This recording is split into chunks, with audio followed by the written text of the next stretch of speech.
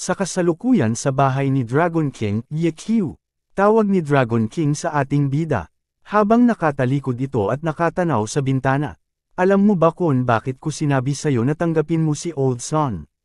Hindi ko po alam. Sagot ng ating bida. Si Sun Shengshuo ay ang president ng Jiangzhou at TCM Association. Ang kanyang mga medical na kaalaman at ang koneksyon ay malakas, ang bawat din ay nag-ingat sa kanya sa Jiangzhou. At bahagyang lumingon si Dragon King sa ating bida, at muli itong nagpatuloy sa pagsasalita, sinakop mo ang Jiangzhou. Kahit na tinulungan kita, kung kasama mo siya, maaari mo linangin ang iyong sariling puwersa, na magiging kapaki-pakinabang sa iyo sa hinaharap. Dragon King, sa tingin ko mas mabuti kung ikaw pa rin ang leader ng Jiangzhou, at least ikaw pa rin ang mas kilala. Kulang ako sa parehong kakayahan at karanasan, kaya sana ay matulungan mo akong ma-secured ang posisyon ito. Kahit wala akong interes pa para dito. Maya-maya ay sumagot si Dragon King, sa wakas ay pumayag ka na rin, walang problema, ang matandang hakluban na ito ay susunod sa iyon mga utos. Humawak ito sa braso ng ating bida, na parang maluluha ito na gustong yakapin ito. Hihihi, huwag po kayo masyadong excited, sobra po kayo natutuwa. Wala po akong choice, alam niyo po iyan. Sagot ng ating bida. Maya-maya naman ay tinawag ni Dragon King si Mr. Zhao. Zhao Yun, ibigay mo sa kanya ang bagay na gusto kong ibigay. Sabi ni Dragon King. Sumunod naman agad si Zhao Yun, inilabas nito ang isang documents paper. Ito ay equity transfer document para sa Jiangzhou Happy Square. Dr. Ye, pirmahan mo ito at ang Happy Square ay magiging iyo na. Paliwanag ni Mr. Zhao. Ha! Ang Happy Squares. Ang pinakamalaking commercial complex sa Jiangzhou, na bilyon-bilyon ang halaga ibibigay sa akin ni Dragon King. Bulong nito sa kanya, isipang at gulat na hindi ito makapaniwala ang ating bida, ang isang puno na nakatayo sa kagubatan ay umaakit sa hangin. Hindi kalakihan ng Jiangzhou, ngunit maraming nangyayari, nakaakit ka ng maraming atensyon sa Crystal Palace. Tignan mo ang mga snob sa Jiangzhou at ito ang iyong magiging kapangyarihan, at ang kultong witch god na iyon, siguradong hindi ka nila bibitawan ng madali. Kailangan mong lumawak sa lalong madaling panahon. Sabi ni Dragon King, habang nakatitig ito sa ating bida. Ang kailan lang ay pinagtangkaan patayin si Lin Jingji, siguro may kaugnayan ito sa kulto ng witch god cult. Sabi ng ating bida kay Dragon King. Pinagtangkaan patayin, si Li Xiaoqiang ay walang kinalaman sa kulto ng witch god. Siya ay isang maliit na prito lamang na binabayaran sa paggawa ng mga bagay. Sa tingin ko baka si Feng Yuling. Sabi ni Dragon King. Si Feng Yuling. Bahagya nagulat ang ating bida. Samantala sa Feng Family's suburban villa. Ano? Gulat ng lalaking hanggal. Damn it, sino ba ang mabaho ang hininga? Sabi ni Feng Yuling, habang nakatikip ang daliri sa ilong.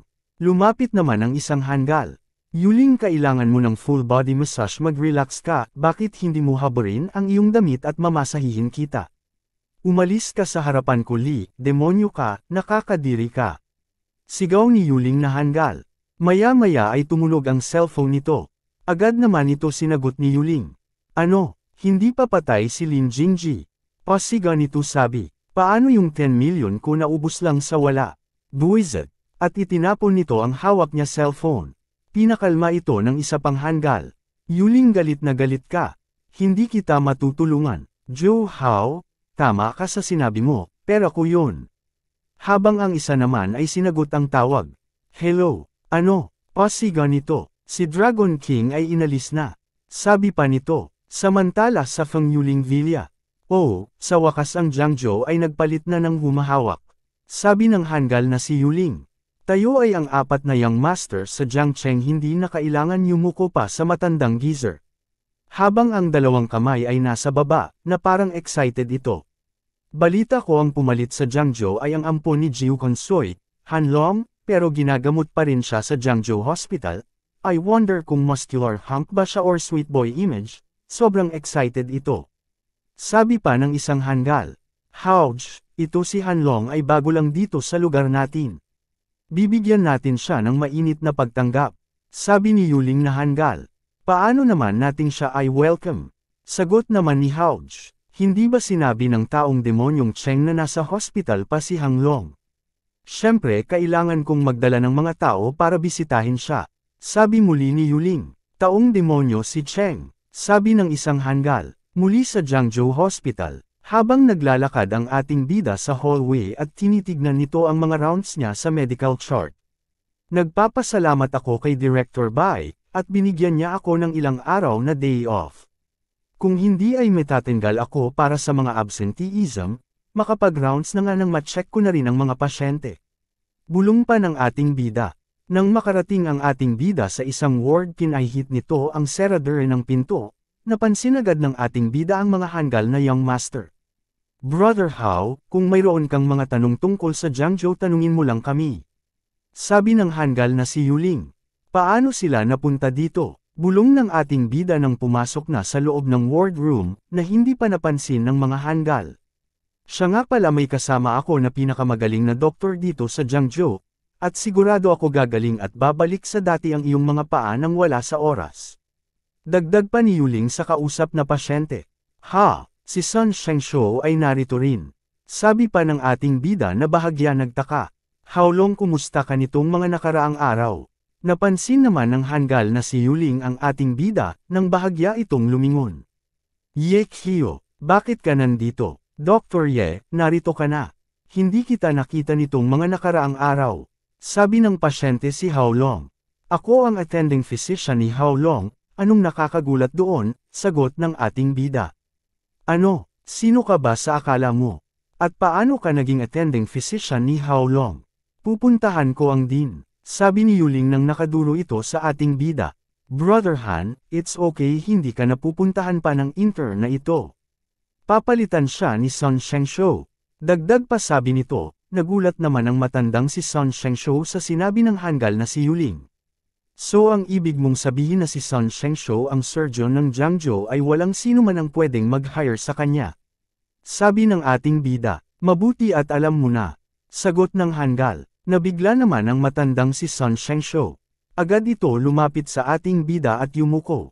Guro nagbibiro lang sila, nirerespeto ko kayo, at nagbibigay galang ako sa iyo Guru Ye.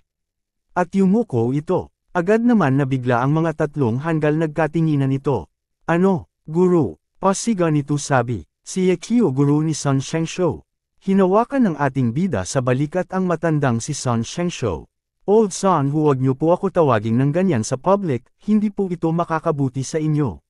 Dahil kinilala ninyo ako bilang isang guro, respetuhin po nating ito, hindi na kailangan maging formal pa. Sabi ng ating bida, ano ba nangyayari? Sabi ng hanggal na si Yuling. Tumingin ito sa matanda at nagtanong Sun Shengshou ano ba nangyayari? Feng Xiao hindi mo ginalang ang guru ko, hindi mo na dapat ako tinawag para gamuting ang mga pasyente kilala mo. Pagkatapos ay humarap ito sa pasyente si Haolong. Na-examined ang iyong mga sakit. Si Dr. Ye na, ang hahawak sa'yo. Hindi mo na ako kailangan pa. Agad naman nagsikilos na umalis ang tatlong hanggal. Brother Han, aalis. Na muna ako, aalis na muna kami. Sabi ng isang hanggal, let's go, let's go, let's go, let's go, sa labas na tayo. Sabi naman ng isang hanggal, ito ay sobrang nakakahiya, wala na ako mukhang maiharap pa. Bulong naman ng isa, malapit na sa pinto ang tatlo. Nilingan ito ng ating bida at tinawag ito. Sandali, tawag nito, lumapit ang ating bida at, nung isang araw, si Sister Lin, ay pinagtangkaan patayin. Meron isang delivery guy na sinabi ay kilala niya kayo. Lumingon ang hanggal na si Yuling. Kalokohan, ano assassin? Wala ako kinalaman dyan. Bigla napaisip ang ating bida. Wala ako sinabi na ang delivery guy ay assassin. Sabi ng ating bida, sinusubukan mo ako hulihin. Si Lin Jingji ay napakaraming kaaway, bakit mo sinasabi sa akin yan? Sigaw ng hanggal, sa ating bida, hindi na nakapagtimpi pa ang ating bida bigla inupakan ito. Sumadsad ito paupo at hinawakan ang parte na nasaktang, at sumigaw ito. Ikaw, ikaw, ikaw. Ang lakas ng loob mo ikaw. Galit na sigaw ng hanggal na si Yuling. Ano ba ang kinakakatakutan ko? Mas mahalaga ka ba kaysa sa Emperor Shaoqing? Sagot ng ating bida na nakakuyom ang kamao nito. At kapag may narinig muli ako sa marumi mong bunganga tungkol sa kanya, hindi ako mangingiming putulin ko yan dila mo. At tumalikod na ang ating bida. Agad naman ay nilalayan ito ng patayo ng kapwa Hangul. Feng Xiao na, hindi maganda makipag-away dito. Hawak pa rin ng Hangul ang parteng nasaktang. Sa loob naman ng ward. How long you're looking good? Sabi ng ating bida sa pasyente. Salamat Dr. Ye, ang iyong surgery ay napakahusay. Pwede ba ako maglakad-lakad ngayon, sabi ng pasyente. Huwag mong pwesahin ang iyong sarili, ang iyong mga sugat ay malalim at hindi pa gaano magaling. Sabi ng ating bida, sige po, at salamat po Dr. Ye. Napatingin naman ang matandang si Sun Shengshou, at napaisip ito.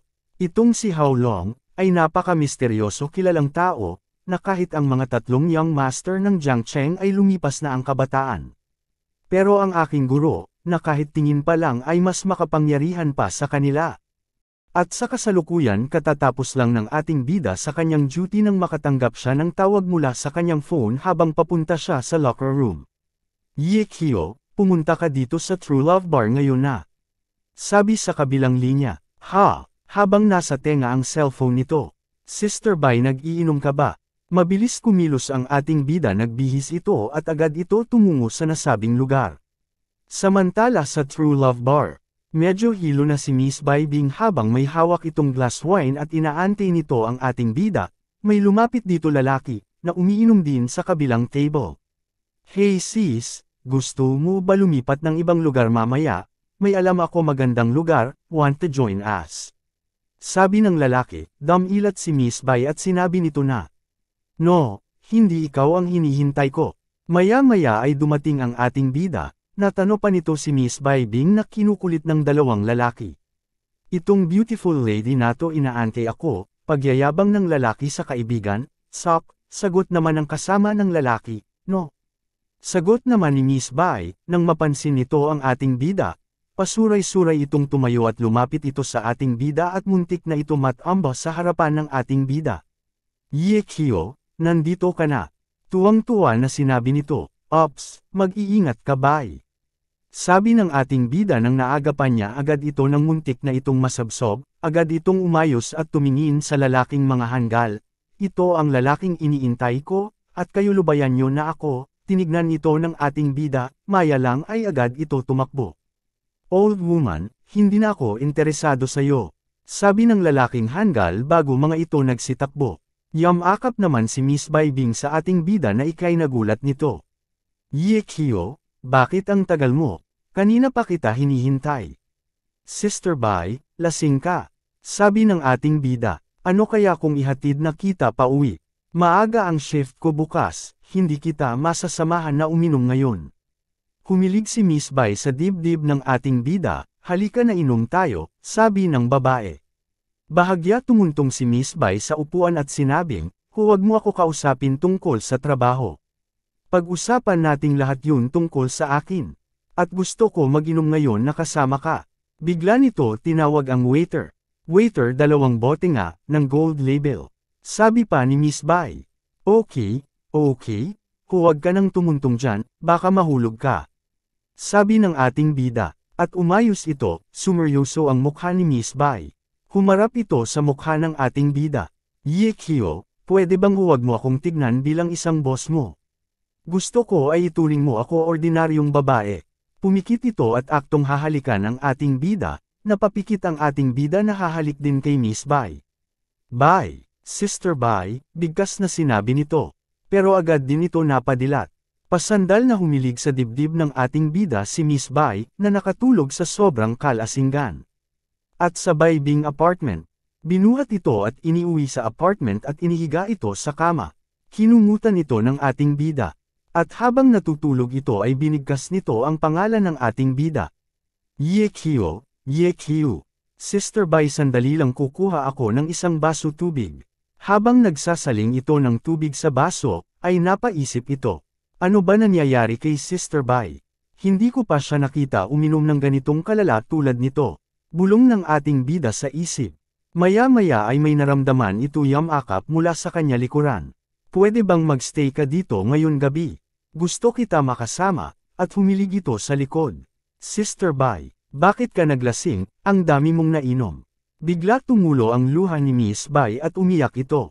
Sorry, kasalanan ko lahat ang nangyari. Kung hindi kita sinama sa Crystal Palace, hindi ka pag-iinitan ni Xiao Qingdi. At hindi ka napahamak at wala sana nangyari gulo. Niyakap ng ating bida si Miss Bai habang lumuluha ito. So, ito pala ang dahilan, kaya ganito si Sister Bai, pero hindi pa ba naaayos ang gulong yun? Bulong ng ating bida sa kanyang isipan. Muling nagsalita si Miss Bai. Habang nakahilig pa ito sa dibdib ng ating bida. Sana ikaw na lang. Sana ako na lang. Sister Bai, ano ang sinasabi mo? Huwag mo akong iiwan. Natatakot ako. At nakatulog muli ito. Muling binuhat ito ng ating bida at inihiga uli sa kama. Tinawag pa ito ng ating bida. Pinakiramdam ito kung ito ay tulog na. Sister Bai, proprotektahan kita. Bulong ng ating bida, maya-maya ay tumunog ang cellphone ni Miss Bai Bing. Kasalukuyan sa apartment pa rin ni Miss Bai Bing, panay ang tunog ng cellphone ni Miss Bai. Napatingin ang ating bida sa cellphone na tumutunog at nakita nito ang nakarehistro pangalan ng tumatawag. Xiao Qingdi, sabi ng ating bida. Tumingin ang ating bida kay Miss Bai, na tulog na tulog. Kinuha nito ang cellphone at muling binasa ang pangalan. Xiao Qingdi, pinindot nito ang cellphone at inaccept nito ang tawag. Nagsalita naman ang nasa kabilang linya, na walang kaalam-alam na ang ating bida ang kausap nito, na inakala ay si Miss Bai Bing. Bai Bing, sa wakas ay sinagot mo na ang phone mo, ngayon galing ako sa pamilya mo, at nakita ko ang grandpa mo at ang elder brother mo. At kahit na ang cousin mo na si Bai Yujing ay nakilala ko rin. At lahat sila ay nagtatanong tungkol sa atin. At pumili sila ng isang buong basket ng pangalan ng ating magiging mga anak. Hahaha, at kahit na si Bai Yujing ay natatawa sa pagiging slow ko. Hey, Bai Bing, I miss you.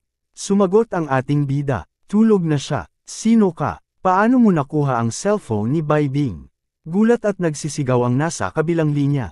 Pumunta ang ating bida sa sala at naupo ito, at sumagot. Xiao Qingdi, ang bilis mo naman yata ako nakalimutan, sagot ng ating bida. Ye Qiu, sabi ng Hangul. Muli sumagot ang ating bida at kampanteng sinabi nito. Well, your leg are broken, pero ang iyon pandinig naman ay hindi. Pang-asar ng ating bida sa kausap. Sumigaw ang nasa kabilang linya. Ye Qiu, hindi kita hinahanap pero ikaw itong lumalapit sa akin. Ang lakas ng loob mo abalahin si Bai Bing.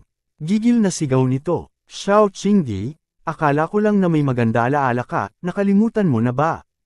Na ikaw ang paunan kong kalaban. At sa tingin ko ikaw ang nakakaabala kay Bai Bing. Sagot ng ating bida sa phone. Hey, binibigyan mo ba ako ng? Pero hindi na tinapos ng ating bida ang usapan at pinatayan ito ng cellphone. Ibinalik ng ating bida ang cellphone at bago isara ang pinto ng kwarto ay sinilip muna ito. Bai Jia, huwag kang mag-alala, I'll protect you. Nang maisara ng ating bida ang pinto, bigla damilat si Miss Bai makikita ito sa liwanag ng buwan sa siwang ng bintana. Kinabukasan, umaga sa Jiangzhou Hospital. Katatapos lang ng ating bida sa kanyang surgery. Dr. Yayu worked so hard, ang surgery ay success. Sabi ng assistant doctor, everyone worked hard, sagot ng ating bida, habang nag-aalis ng gloves. Agad nagpunta ang ating bida sa pantry at kumuha ng coffee sa coffee maker. Phew, sa wakas makakapagpahinga ako kahit saglit. Habang umiinom ito ng coffee, bigla bumukas ang pinto ng pantry at tinawag ang ating bida. Dr. Ye, tinignan ng ating bida ang dumating. Captain Gu, sabi nito. Agad naman ito pinapasok at pinaupo ng ating bida. Dr. Ye, meron kami kailangan sa iyo, at sa tingin ko ikaw lang ang makakatulong dito. Sabi ni Captain Gu habang magkasalikop ang mga palad nito. Nang sinabi nito ang dahilan ay nagulat ang ating bida. Ano, massacre ng 12 katao, gulat ng ating bida. Well, alam ko busy ka Dr. Ye, pero kasi sa tingin ko, ikaw ay martial arts excellent at pati na rin sa medical skills mo.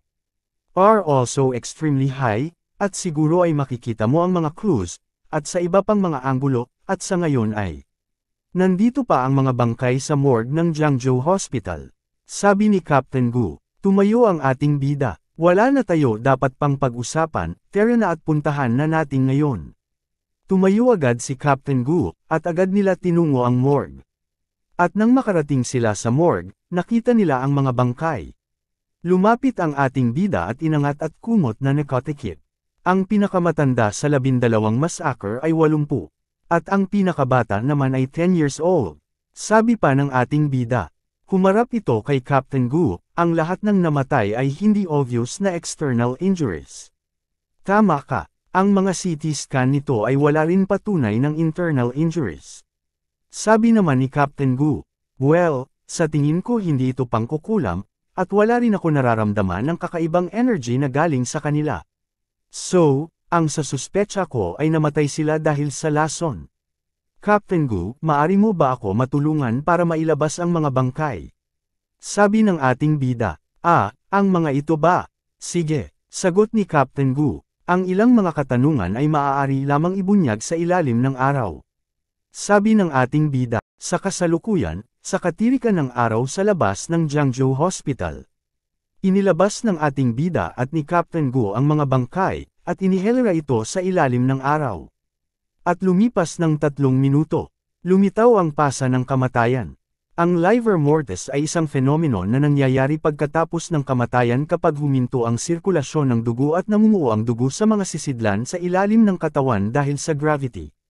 Karaniwan itong lumalabas batay sa mga salik tulad ng temperatura sa kapaligiran at laki ng katawan. Karaniwan, ang livor mortis ay nagpapakita bilang dark red hanggang purplish marks, ngunit ang mga bangkay na ito ay itim. Sabi ng ating bida habang nakatikip ang ilong. At si Captain Gu naman ay napaisip sa sinabi ng ating bida. Anong amoy yan, napakabaho? Sabi ng babaeng pulis. Napatikip ito ng kanyang ilong. Dr. Ye, tignan mo. Habang mga nakatikip ang mga ilong nito, ay tinuro ni Captain Gu ang pagbabago sa bangkay. Lalo itong umitim at may namumuo pa sa at lumalabas na usok na itim na nagmumula sa bangkay. Nagsuot ng mask at gloves ang ating bida, at lumapit ito sa bangkay. Hinawakan ang ulo at ibinuka ang bibig na tinitignan ito, sinuri ng ating bida ang mukha ng bangkay, at bigla ito damilat. Nagulat ang mga ito, para sila nakakita ng eksena na nakakakilabot, pero lahat sila ay patay na. Sabi ni Captain Gu, anong kakilakilabot ng mga bagay ang naranasan nila bago sila namatay? Sabi pa ng babaeng pulis, habang mga nakatikip ang ilong. Paano nangyari ito? Impossible, sabi ng ating bida. Dr. Ye, may natuklasan ka na ba? Tanong ni Captain Gu, lalapit sana ang babaeng pulis. Ngunit bigla sumigaw ang ating bida. Umatras kayo, at huwag hawakan ang mga ito. Nilason sila ng mandrake. Sabi ng ating bida. Nilason ng mandrake gulat na sinabi ni Captain Gu at ng babaeng pulis. Ang buong mandrake plant ay lason. Walang kulay ang kinuhang mandrake poison pagkatapos ng pagkalason, nagiging sanhi ito na isang estado ng labis na nasa sabik na mga sympathetic nerve. Maaari nitong pasiglahin ang mga selula ng utak upang maging sanhi ng matinding pagkabalisa at pasiglahin ang sistema ng spinal nerve reflex, na humahantong sa mga convulsion at spasms. Sa madaling salita, nagdudulot ito ng mga guni-guni, kaya karamihan sa mga namatay ay may mga nakakatakot na ekspresyon. Ngunit ang high purity na mandrake na lason ay ipinagbabawal na makuha. Pero saan sila kumuha nito at sino ang contact nila? At ang lason ng mandragora ay lubhang patago, huli na para gawing ang anumang bagay kapag ito ay natuklasan na. Mahabang paliwanag ng ating bida. So, sa ngayon ay kailangan ko suriin mabuti kung ano ang nangyari. Sabi muli ng ating bida. Walang problema, aayusin ko na ngayon. Sagot naman ni Captain Gu. At sa kasalukuyan sa scene of the crime, nagpunta ang tatlo. Pumasok ang tatlo sa loob ng bahay. Nauna ang ating bida pumasok sa loob at naglakad ito. Meron ako nararamdaman na mabigat na energy. Bulong ng ating bida. Sumunod naman ang dalawang pulis. Captain Gu, ang air conditioning ba ay nakaset sa pinakamababa, para maprotektahan ang mga nangyari? Tanong ng ating bida. Hindi sagot naman ni Captain Gu. Hindi. Lagi na lang ganito noong una akong dumating papunta sa pangyayari. Dr. Ye, mas malamig sa loob ng kwarto. Sabi naman ng babaeng pulis, na nilalamig pa ito. Sa labas ang temperatura ay 20 degrees, pero sa loob ay sarado sa 0 degrees, ito ay abnormal. Bulong ng ating bida sa isipan nito. Go, hanapin na nating ang mandrake poison, mag-ingat bawat isa. Sabi ni Captain Gu. Napatingin pa sila sa ating bida dahil hindi agad ito kumilos. Tumayo ang ating bida sa kusina. Meron buong pamilya. Ang nilaso ng mandrake hindi kaya, related ito sa pagkain. Lumapit ito sa lababo at binuksan. Ang gripo. Lumabas ang tubig. Ayos naman ang tubig. Katulad ito ng paghahanap ko ng karayom sa haystack, subukan coach kaya uli ang heavenly eye. Pumikit ang ating bida na concentrate ito, isinetro ang daliri at bumigkas ng ritual. Langit at lupa primordial roots cultive para sa eons, patunayan ang aking banal na kapangyarihan. Lumiwanag ang ating bida, na parang may mga ilaw sa katawan at naglakad ito at naghanap. Sa bawat sulok ay tumatagos at nakikita niya na para may x-ray vision ito. Hinanap muli sa kusina. Saan? Bulong nito, sumunod sa sala. Nasaan na yun? Makikita ang ating bida ay sobrang liwanag ng mga mata. Bigla pumikit ito at kinusot ang mga mata. Hindi. Ang label na ito ay sobra para sa akin. Bigla sumigaw si Captain Gu. Dr. Ye, halika dito bilasan mo mayroon ako natuklasan sa ibaba. Meron kakaiba dito sa ilalim ng building. Sigaw muli ni Captain Gu. Agad bumaba ang ating bida, nagulat din ito sa nakita. May nakita itong hukay na napakalalim, kumuha ka kaagad ng isang tao hukayin ang gusaling ito.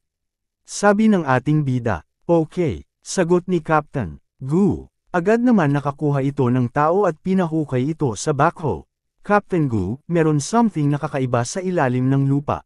Sabi ng isang pulis na nag-flashlight pa ito. Sa ilalim, muling naghukay ang backhoe, at nakita nila ang isang malaking ulo ng Buddha. Gulat na gulat ang ating bida at si Captain Gu, at ang mga pulis. Ang ulo ng Buddha, sigaw ng isang lalaki, habang nakatanaw sila sa baba. Ito nga, sabi pa ng babaeng pulis na hindi rin makapaniwala habang ang kamay ay nasa bibig nito. Nakita ng ating bida ang nakasulat sa may leeg ng ulo ng Buddha. The third year of the Republic erected. Bulong na binasa ng ating bida. Ito ay nasa 100 taon na mula noong Republika, at ang bahay na ito ay itinayo sa ibabaw ng ulo ng isang Buddha. Bumaba ang ating bida, tumuntong ito sa ibabaw ng ulo ng Buddha. Paghuhukay sa lupa sa itaas ng isang bathala, nahaharap sa isang malaking sakuna, ito ay nakakatakot. Sabi ni Captain Gu, pero, ano ang kinalaman nito sa lason ng mandrake? Sabi naman ng babaeng pulis, mayroon pa tayo dapat makita. Paluhod na umupo ang ating bida, at nilagyan niya ng talisman ang gitna ng mukha ng Buddha. May sikretong sa loob, bulong ng ating bida sa kanyang isipan. At iwinasiwas ang talisman sa mukha ng Buddha na ikinabigla ng ni Captain Gu. Yekhiu, sigaw nito, maya-maya ay nadurog ang parte ilong ng Buddha. Ano, hindi makapaniwala sigaw ng mga pulis. Nang makita nagmistula itong lusutan. Titignan ko ang loob sabi ng ating bida. Habang may hawak pa ito talisman. Yekhiu, sasamahan kita sa loob. Sabi ni Captain Gu, sasama rin ako, sagot ng pulis na babae. Meron ako nararamdaman na malakas na enerhiya sa loob ng kuweba kaya papasok ako sa loob baka magkaroon ng gulo at yun ang maging dahilan, kayo dalawa magbantay na lang kayo sa labas. At papasok na sa loob ang ating bida. At tinawag nito ang babaeng pulis Yang Shi, manatili ka na lang dito sa labas, at huwag ka na sumama pa, ayos lang, doktor ako, at alam ko ang boundaries ng katawan ng tao, tsaka inaasahan mo ba? Na may iligtas mo kami dalawa na pareho kaming lalaki. At, pumasok na ang ating bida sa loob ng ulo ng Buddha. Naglakad ang ating bida sa madilim maya-maya ay may nakita itong parang higaan na kahoy, mayroon taong nakatira dito. Pero ito ay isang napakalamig na lugar, kahit isang malusog na nasa tamang edad ay mamamatay dito pagkatapos ng kalahating araw dahil sa kakulangan ng gamot. Bulong ng ating bida sa kanyang isipan. Muli itong humakbang, nang meron itong naapakan tumungo ito at nakita niya ang isang halaman. Ito ay ang mandala, bulong ng ating bida, at maya-maya ay mayroon ito naramdaman sa kanya likuran. Sino ka? Pasigaw na tanong ng ating bida. Isang matanda marumi mahaba ang buhok kilay, bigot at balbas na parang ermitanyo. Tao ba ito, o multo? Muling bulong nito, at bigla umalinggaso ang amoy nito. At ang amoy niya napakabaho. katulad ng patay na mandala. Habang nakatikip ang ilong ng bida. Sino ka? Tanong ng ating bida. Ako ang Maltong Alipin, sagot ng matanda. Maltong Alipin, nakatira sa loob ng ulo ng Buddha. Bulong nito sa kanya isipan. Bakit ka nandito? Gaano ka nakatagal dito? Sa pagkakatanda ko, kung tama ako nasa 25 na taon na. Sagot ng matanda. Ano? Gulat ng ating bida. Para saan ito 25 years? Paano nangyari? Impossible. Tanong ng ating bida sa kanya isipan. Maya-maya lumapit ang ating bida para hawakan ito. Isa akong doktor, pwede ba matignan ang kalagayan mo? Huwag mo akong hawakan, meron ako mandala na lason, kahit ang top 3 nanograms medical master dito sa bansa bumabalik sila ng bigo. Walang silbi, kung hindi dahil sa extremelying ang lugar na ito, dapat ay matagal na akong namatay. Hello guys, kung nagustuhan nyo ang video ito huwag nyo po kalimutan mag-subscribe, pindutin nyo na rin ang notification bell, para lagi kayo update pag may bago akong upload, like and share nyo na din. Maraming salamat po.